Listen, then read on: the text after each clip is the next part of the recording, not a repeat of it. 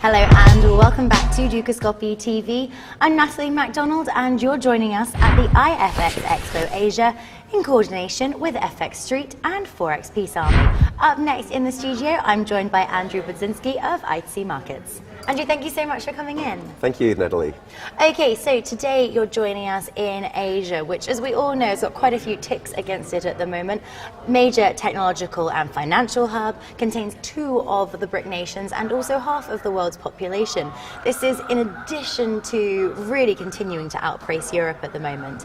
Can you talk us through how important you see Asia as to your company, and also how do you look to differentiate yourself within this market? Look, for us, Asia's a critical part of the world. I mean, a quarter of the world's population, as you mentioned. You know, you look at the sort of clientele in Asia, and they're typically a lot wealthier with a lot of disposable income. You know, you look at the gaming revenue of Macau, for example, 7 times that of Vegas. So for us, it's a critical market. And, you know, it's a very difficult market as well in that regard. You know, people in Asia tend to be a little bit more picky than a lot of people in other areas of the world. And I think, you know, we've always found it a little bit difficult to compete in Asia. However, you know, we've done so in a rather successful manner because we're based in Australia, which gives us an advantage there. You know, the time zone's very similar. So for us in markets, you know, it is a critical market. And, you know, we continue to expand in here. We have an office in China and a small one in Vietnam, and we'll continue to invest in the region. In an industry then where competing solutions, tight spreads can equate to market share, who do you fear in that sense? Who do you see as being your biggest competitor? Well, look, for us, you know, we do compete on spreads ourselves. You know, we look at ourselves as the Ryanair, for example, of the airline industry. So for us, it's very much price sensitive. So, of course, we have competitors, you know, euro, dollar. I don't think we have that many competitors because we have one of the tightest spreads around. But, you know, there are other competitors out there that offer the ECM model, not to mention any names, but, you know, they do exist. Let's take a look then at trading platforms, and in their quarterly report, Forex Magnate suggests that MT4 represents approximately 20% of the retail market.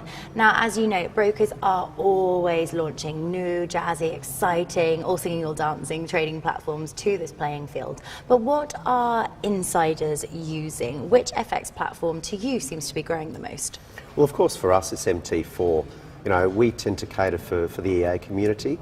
So you find a lot of EA traders using MT4, and that's predominantly where our volume comes from. We also have C-Trader as well, would account for about 10 to 15% of our overall volume, but I think, you know, MT4 is here to stay, and MT4 has got a very well-developed community around it, you know, unlike other platforms, and I think that's where it's got the edge. You know, clients are generally self-sufficient on MT4, they support themselves, whereas when you have your own proprietary platform, you're re-educating the client base. And it's always a very difficult thing for brokers to do. And it costs a lot of money marketing-wise. Whereas if you give a client what they want and they're happy with the solution, then you're not going to have a lot of the support problems thereafter. So for us, you know, MT4 is the primary platform. It'll continue to be the primary platform. You know, we're continually adding platforms. We're adding Tradable as well. We have C-Trader, as I mentioned. But, you know, I think it remains MT4 at this stage. What challenges then are you facing in terms of attracting new customers? Have you noted a change almost in the trader profile? And if so, how are you acting to both attain and retain these clients? Well, for us, you know, we tend to cater for the more sophisticated client. So we get what I would call the second wave of trader. First wave goes to a market maker broker, and second wave goes to an ECM broker. So for us, it's not a difficult acquisition process. We're always second in the market. So, you know, it's the other brokers educated the market, then we come in and pick up the higher value clients typically. But the traders are becoming smarter. You know, they're asking more questions. They're asking about latency, spreads, obviously.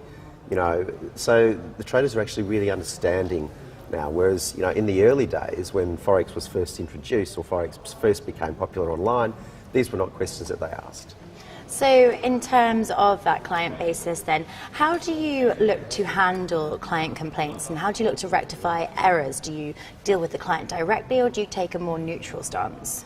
Well, we deal with clients directly. You know, typical complaints for us, because we are an ECM broker, slippage, things like that, you know, that's generally the theme of a complaint or a technology issue.